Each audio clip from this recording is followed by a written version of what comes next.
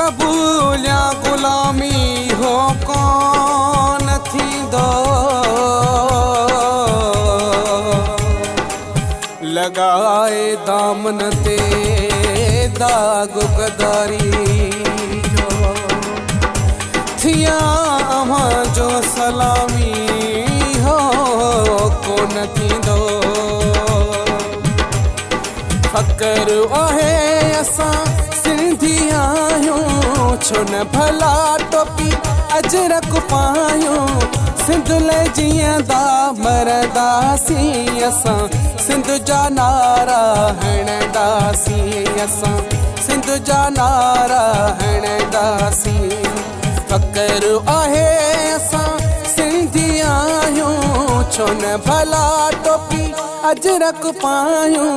सिंध ले जीअंदा मरदासीं असां, सिंध जा नारा हणंदासीं असां, सिंध जा नारा हणंदासीं।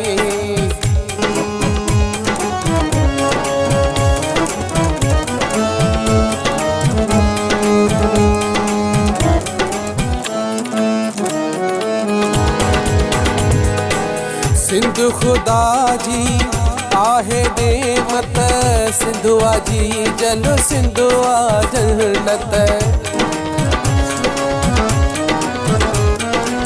सिंध खुदा जी आहे नेमत, सिंधुआ जी जल सिंधुआ जन्नत। केॾी भली रब लिखी आहे क़िस्मत, उन तां सदके थींदासीं असां, सिंध जा नारा हणंदासीं असां, सिंध जा नारा हणंदासीं। फ़क़्र आहे असां सिंधी आहियूं, छो न भला टोपी अजरक पायूं। सिंध ले जीअंदा मरदासीं असां, सिंध जा नारा हणंदासीं असां, सिंध जा नारा हणंदासीं।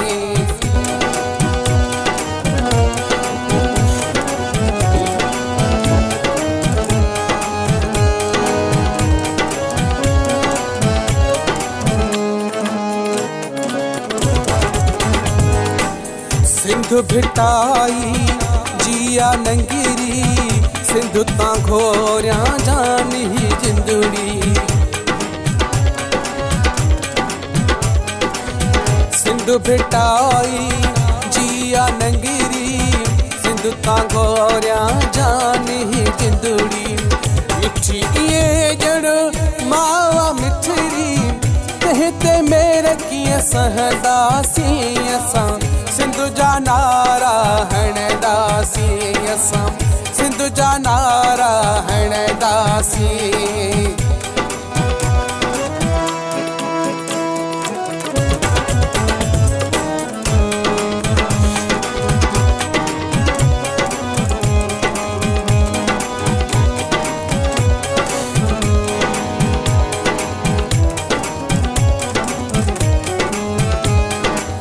सूंह भरियल ही धरती सारी, शाह मुहम्मद आहे जान खां प्यारी।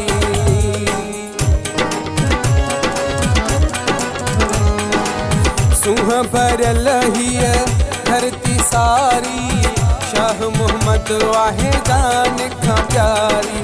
तहिले हा जाना हलियो वञे सिर, अचब मोटी सुहिणा बीहर वठी जनम सोवरदासीं असां, सिंध जा नारा हणंदासीं असां, सिंध जा नारा हणंदासीं। फ़क़्र आहे असां सिंधी आहियूं, छो न भला टोपी अजरक पायूं। सिंध ले जीअंदा मरदासीं असां, सिंध जा नारा हणंदासीं असां, सिंध जा नारा हणंदासीं। जिए सिंध सदाईं जिए, जिए सिंध सदाईं, जिए सिंध सदाईं, जिए जिए सिंध सदाईं।